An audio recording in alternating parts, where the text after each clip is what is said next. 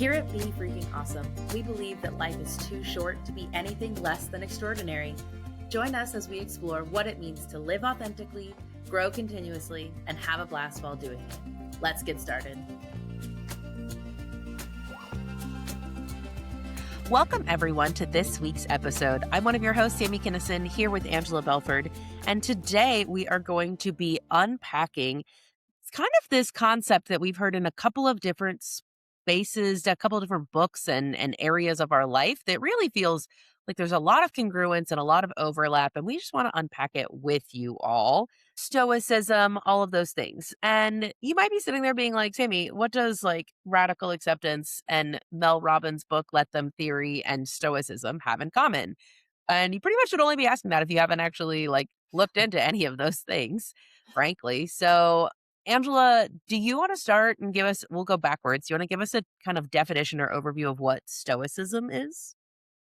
Yes. Well, what I was going to say is that we've kind of got a theme that we've gotten going the last couple of, I would say, over the last month or so, where we talk about disappointment, expectations, agreements, and then we roll into radical acceptance and let them theory. And I really think that we're building on and radical acceptance and let them theory also will help you build friendships because Mhm. then you're gonna, dial back your judgment.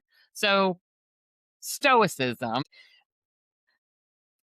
back in before pre 500 BC, people wanted to understand how the world worked. So there were flooding, there were hurricanes. And so they developed the Greek gods mythology that helped to explain the natural world. War, like if you look at all the Greek gods, all of them have some kind of tie to like things that happen in the world. It's a way to understand. And then the philosophers came along, and they were literally, I didn't realize this, but at first they were called the natural philosophers because they said, hey, there's got to be more to this than just the crazy mythical mythology here. Like maybe there's something to this. And so they started using science and reasoning to understand. That's how we get to figure out that, they discovered the circumference of the earth. And so during this time, there was this idea of like things are going to happen. There's a natural ebb and flow to things. There's the sun is gonna come up tomorrow. The seasons are gonna change. And so it's like there's no real reason to get like all worked up all the time because like this too shall pass, Mhm. right? And so you had Plato, you had Socrates, and those guys that really got into it. And then I would say Stoicism, really Marcus Aurelius, when the Roman emperor, he did a lot of writings in the area of Stoicism. And a lot of people quote his writings. I personally, modern day Stoic that I follow is Ryan Holiday, and he's written several books. And what I love about it is that it's this idea of like, yes, we're going to have emotions. Like, you're going to be sad. You're going to have grief. We're going to have loss. And this too shall pass. We're going to have joy, and this too shall pass.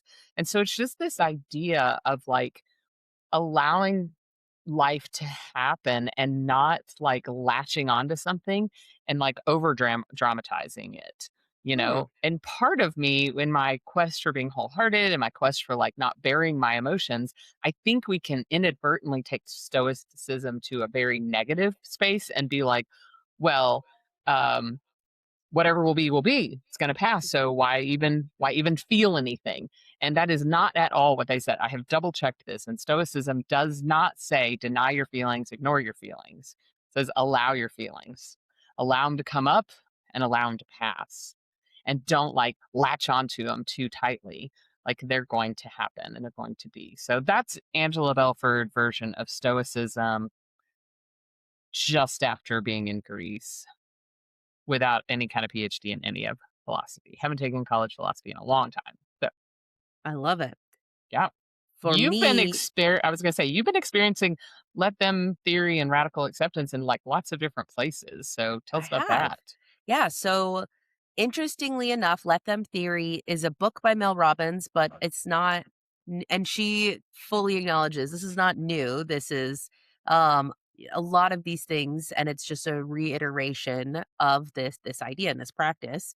And the idea of accepting, let other people, let people do what they're going to do. And she follows up with, it's really important to also have the part two, which is let me. And so Mhm. let them do what they're going to do and let me do what I can do. And there's only so much that I can control and only so much that I can manage. I first I started trying to read the book Radical Acceptance in the And Radical fall. Acceptance is by Tara, Brach. I just Um wanna give her credit since you give Mel Robbins credit, and Tara's written a yes. couple of things. Yeah. So Radical Acceptance by Tara Brach. I started trying to read that in the fall leading up to Christmas. And then I don't know if any of you recall, but like my life was kind of crazy. And like we had just adopted Maxine and everything was going on. And so I like started and but did not get very far in any of my readings at that point in time. However, some of these concepts are not like crazy hard to like, okay, great. I understood the thesis statement and now it's where how are we applying it in all these other ways. I remember leading up to Christmas with my in-laws, my grandmother-in-law, bless her heart, man, she factually, this is not me trying to like throw rocks or anything, she has forgotten to get a gift for Sammy at Christmas at least 2 different times. And it like You guys have only been married 11 years, 10 years. 10 10 10 years years. together. Yeah, so I was Yeah, like, it's been about 9 to 10 Christmases. And like it wouldn't have been such a thing, except the first time was the first Christmas, and I was, like, sent to the tree to go find the gifts, so, like, "Go look at your gifts," and I was like, "Sure, I don't know, I'm, like, an adult, I'm not gonna go look under the tree to find but I'll go look," and I was like, "Man, I can't find anything," and then I couldn't find anything because there wasn't anything, so that was, like, odd, not only didn't buy it, but told you to go find the missing gift that yep, was not there. Yep, and then a couple years later, for whatever reason, we weren't gonna be able to do Christmas on Christmas Day or, like, around Christmas, everybody, so we were opening up presents at Thanksgiving, and it was just me, my husband, and at the time, Henry, and so, like, the 3 of us and Henry opened maybe even Peter, I think there were 4 of yeah. us. Peter opened a gift, Henry opened a gift, Chris opened a gift, there was not a gift for me, and then, like, within the family, like, my sister-in-law was like, "Sammy, I didn't see you open up your present." And I'm like, "That's because there was none." And then somebody else is like, "Sammy, wait, what did you get? I didn't see you open up your present." I'm like, "That's because there was none."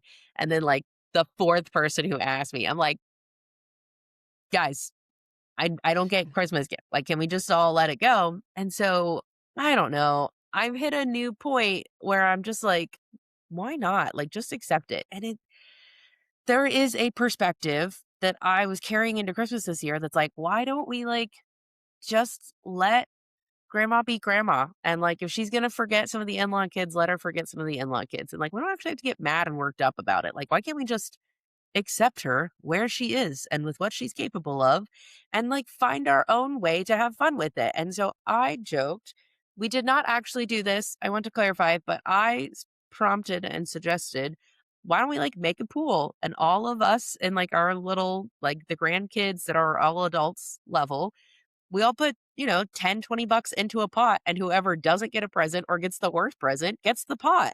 Like, why not? Like, why not just let it be a funny thing instead of being mad? Because then it was like, for 2 different Christmases, it was like a whole big thing. Like, who's going to help make sure that grandma gets a present for everybody? Is there somebody who's going to be like her proofreader to make sure the presents are good? Like, who's taking on the chores of this? Who's taking on the burden? How are we making, like, what's the dollar amount? Can we make sure that everybody has a minimum dollar amount and a maximum dollar amount? And like all of these things. And it was like there were so many rules being put on how Christmas had to be executed. And frankly, like It robbed you of joy. at a certain point, why not? Why not just like let her be what she's gonna be and accept people for where they are and for what they're able to offer. And I genuinely don't think that grandma-in-law is trying to be mean and vindictive Uh-uh, and make people uh-uh. feel bad. There are people out there who are like who do have ill intent in it. There was no ill intention in any of these things, which is kind of annoying in its own right. Because if there was bad intention, like, I could feel really justified in just, like, being mad and cutting somebody off. But the fact that there's no bad intention, like, at a certain point, your choices are to accept it or to, like, choose unforgiveness. You know, the whole you by not forgiving somebody else, it's like drinking poison and expecting somebody else to die. Like, at that, those are my choices. I could either just let her be what she's gonna be, or I could let it hurt me more. And so that was leading up into Christmas. Then in January, because of podcast time, we recorded like 3 different episodes about disappointment and acceptance and all of these things. And then in February, while those episodes are airing, I'm reading this book called Let Them Theory by Mel Robbins. And I was like, what in the freaking world? I'm just like bombarded by this message over and over again. You just gotta let other people. I didn't really do it on purpose, but it did happen that I, like, was consuming all I'm editing our podcast, and I was like, "Dang, Sammy, that was really wise. I can't believe that January Sammy is preaching to February Sammy, you really needed to hear these things." And then I'll go read a book that's telling me the exact same thing, that you gotta, like, accept things for where they are. You don't have to, but you can choose to accept things for where they are, and it's When actually a you lot more choose to accept peaceful. things for where they are, then you get to choose how Mhm. peaceful it is. I think the struggle for me is I feel like I can be on a slippery slope to apathy because Yes. because you keep pendulum swinging too far out and you get apathetic, like, oh, well, I'm going to expect nothing from anyone because then I'll never be disappointed. And it's like, whoa, whoa, whoa, whoa, that's too far. I I think this found. is this is where I do really appreciate the part 2, which is let me. What can I do? Yeah. And where can I own my seat? Where can I own my own thoughts? Where can I own my reactions? My next steps that I'm going to take? Yeah. Because let them not invite me. We are talking about friendship last week. Let people hang out without me, and let yourself feel the disappointment of that, and then what can you do? You could make a scene. You could cut everybody off. You could You do a could make number of snide things. comments for the next 6 weeks, You make everybody could feel bad. invest purposefully in relationships that maybe you have neglected over time. You could build new friendships. You have a lot of things that you can do. And that place of ownership and like Control. You get to yeah. control your own body and your own self and your own brain. I love control. Sorry, love it. No, but it's funny because we talk about, like, sometimes control is not good, It's but not good, but man, we love it. you I don't don't. feel out of control and so dictated by everybody else and what Yes, everything else is going on. because so many of us want to just hand our remote control to other people and let them push our buttons. Right, And I'm like, stop it. right. Hold on And to your remote so control. Let them be them. You be you. so these are the things that I have been thinking about for the past couple of months now, and purposefully, not purposefully being smacked in the face with it over and over again. But it's been interesting journey just to see how it applies in so many different areas. Yeah. So, and then I think it pairs well with your years long obsession with stoicism. So, It's anyway. so funny because I didn't know I was a closet stoic. I was probably an unhealthy stoic. It was very fun listening to Lil Ryan Holiday when I was walking around Athens, I gotta tell you.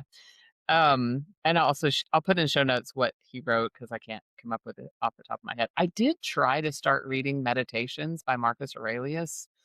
It's a little bit like trying to read the King James Bible. Like it's just hard to get through. And I'm like, whew, I like other people quoting you more than I like you. Uh, Mhm.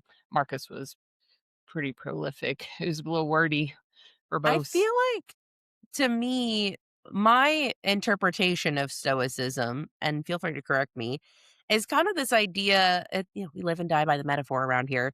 You get a bigger boat, and as the storms come, like, the waves don't rock you. It doesn't mean that you're not hit by waves, but it doesn't mean that the boat is being, like, tossed violently in the ocean. It just is like, yep, storms a come and storms a go. Like, Yeah. we Batten down the handle it. hatches, do what you have to do to protect yourself and to take care of yourself.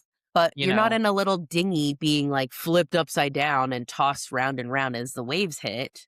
You Yeah. are, like, Well, and I want to go steady. back to what you said about your ability to respond. I talk about this in Be Freaking Awesome. We have an event happens to us, then we have our ability to respond, and that determines our outcome. I would say Mhm, that I probably should dig in and see. I think that that is very much a stoicism idea, a stoic idea, because the you know that response, like the event happens, and how we interpret it, the story we tell ourselves about it, how we want to feel about it. I'm super excited. In a couple of weeks, we're going to be talking about metacognition, which is thinking about thinking. mhm, And I just we have so much more opportunity for control and responsibility than I think we sometimes realize. In that responsibility, like if you are in a job where people are repeatedly treating you poorly, you absolutely let them theory does not say you should just let people treat you like crap mhm, and you just should ignore their terribleness. I don't think that's true. I think that the opportunity you have is to still set boundaries and still say, I think there's sometimes when we talk about boundaries, people think you have to be mad to set a boundary. mm, And I think that what let them theory is you're going to be that way. That's fine. You get to be your way. And I get to decide I'm not okay with how you treat me. And so that could mean changing jobs. It could mean um, limiting exposure. I read about somebody that said that they told their mother-in-law that if you come over and you don't call first, the front door will be locked. We won't answer it. And about the third time of the mother-in-law showing up and not opening the door, she finally got the message and she finally started calling. mhm. And it's like, and that person got to be mad. But I told you, here's the deal.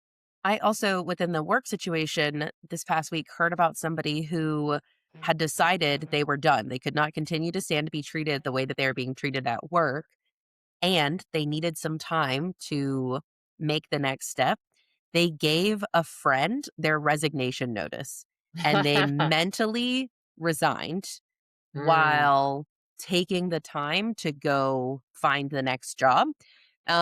Because I they were love like, that. "Look, I can't continue to mentally be investing in my work the way that I have been. I've gotta check out, but I also don't quite have the liberty to just be done tomorrow." And I thought that was a really good, like, Half in step. progress moment Yeah, of that's a of I great one. gave my friend, and then they took that exact resignation notice, and 3 months later, that is what they turned in to their supervisor. Nice. Um, and then they were like, "Yep, I'm leaving. I have a new job. Nice I knowing you." I love that because our brain then has time to adjust to that and our nervous system has time to adjust to that and calm down and it Mhm. feels very thoughtful and methodical. But Right, by putting in that resignation, then you put yourself in kind of short timers mindset. right. Um, So, love that. in general, I think "let them and let me" is a really, really good practice within your life, and especially if there are things that you are not super thrilled with. For me, this January and February was really, really hard season of 2026 where my husband was traveling more than he's ever traveled. I have 3 kiddos at home for the first time, and my stinking parents went on this, like, 3-week long beautiful journey and adventure over to Europe, and then my sister, who normally helps me, she got a second job, and so I had all of And your these people. neighbor. Oh, and my neighbor who, best friend, used to live next door to me and be, like, rock solid support. She moved last fall, and so all of these supports were just gone.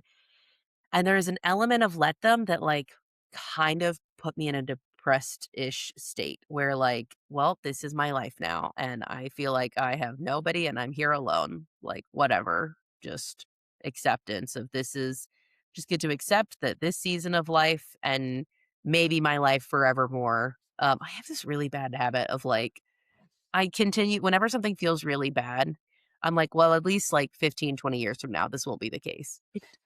It's like I can name at least 4 or 5 different times where I'm like, I can't say I'll never sleep through the night again when I have infants because my mom has adult children and she sleeps through the night. So at minimum, like 18 years from now, I could sleep through the night again.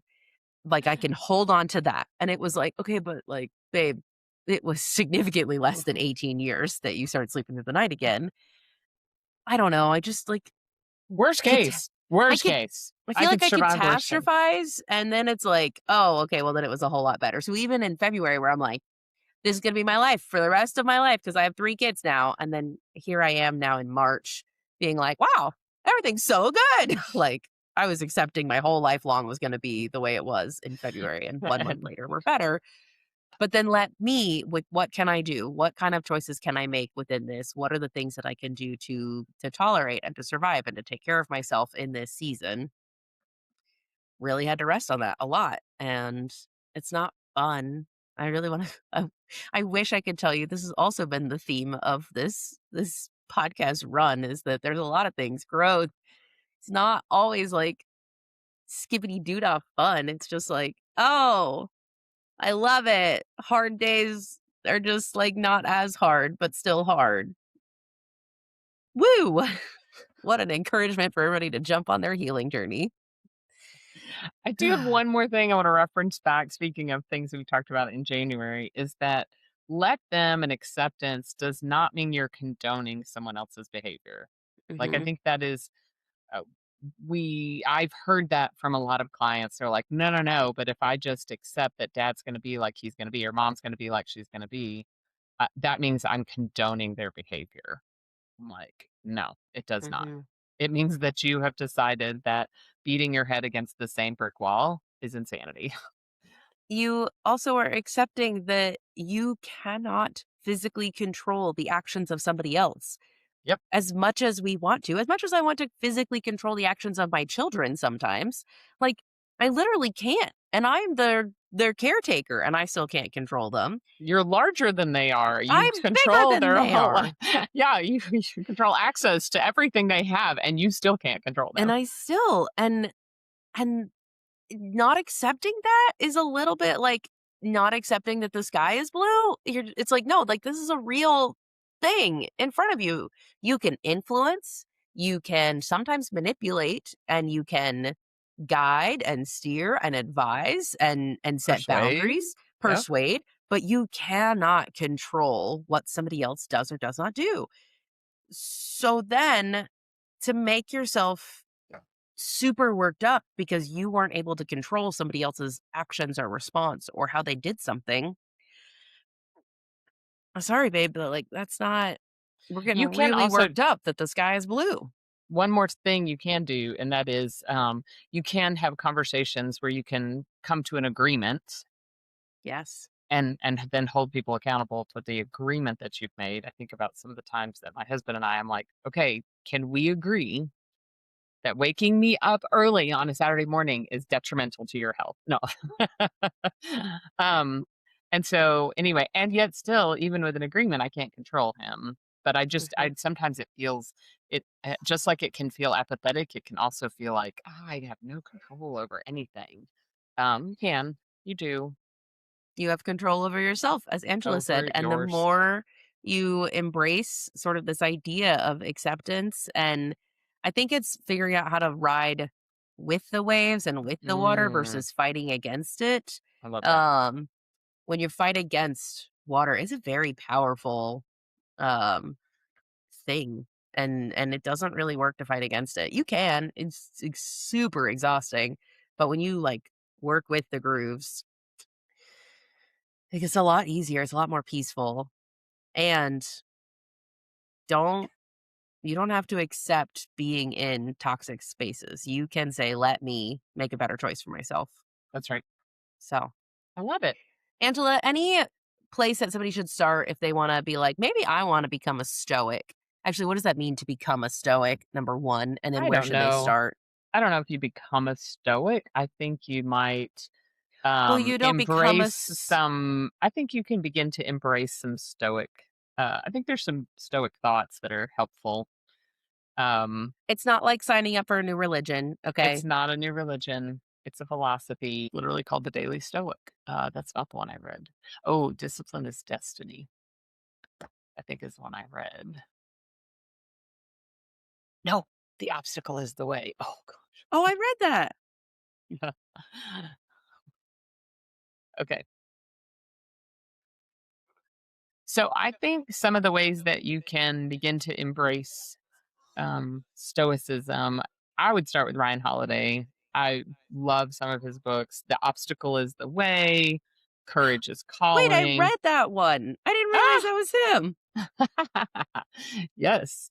It sounds a little, anyway, Discipline is Destiny, Ego is the Enemy. The Daily Stoic, he actually has a book called The Daily Stoic. So a lot of his philosophies are really about just being more in touch with who you are Mhm. and being able to understand and appreciate who you are so that you can actually understand and appreciate the reactions that you have and practicing just really getting in touch. So even though when it talks about meditation, I mean, really, I think of that as being introspective and really getting to know yourself. I love it. Thanks so much for sharing. We'll make sure to list, it'll be a heavy book list in our show notes today, but why not? Add it to your reading list. And you too can be slapped in the face with all of these messages. Thanks everyone for listening to us. Next week, we're going to be talking about metacognition. And as a little bit, we hinted at it earlier, thinking about thinking and how you can develop that skill and why it's beneficial for you. So thanks everyone. And until next time, we hope you guys go be freaking awesome.